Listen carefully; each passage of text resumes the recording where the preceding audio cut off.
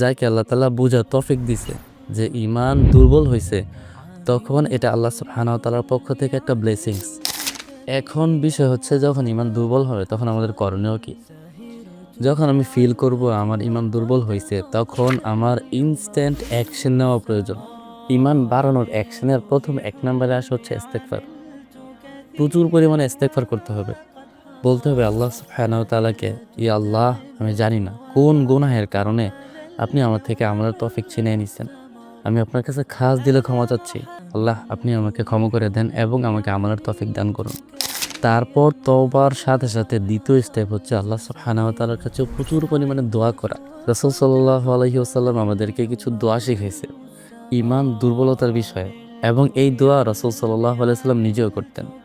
ইয়া মুকাল্লিবাল কুলুব সাব্বিত কলবি আলা দীনিক।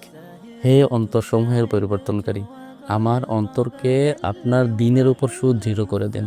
আল্লাহু আকবার। এবং কোরআনে আল্লাহ সুবহানাহু ওয়া তাআলা স্বয়ং নিজে আমাদেরকে দোয়া শিখাইছেন ঈমান বুস্ট করার জন্য, ঈমান বাড়ানোর জন্য।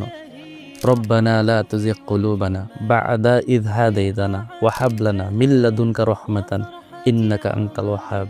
আল্লাহু আকবার। বেশি বেশি পরিমাণে আমরা এই দোয়াগুলো পড়ব।